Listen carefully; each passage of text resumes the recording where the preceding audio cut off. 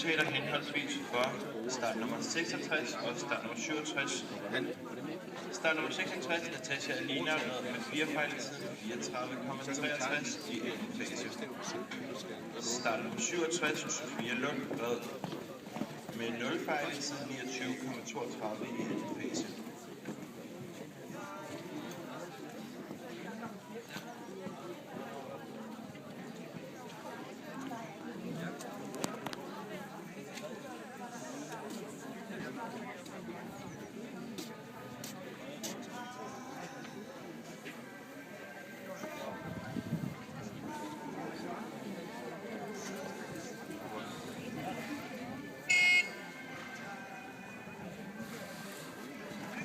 Og vi har fået næste rytter på banen, det er Selina Hulehøj.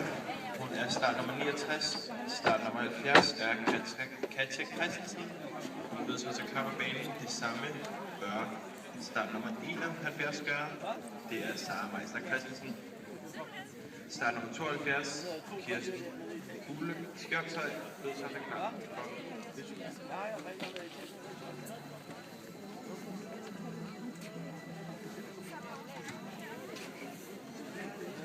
Jeg har et resultat fra Charlotte Kondrup, som er sig på en anden plads med en fejlfri runde i tiden 25,75 i anden fase.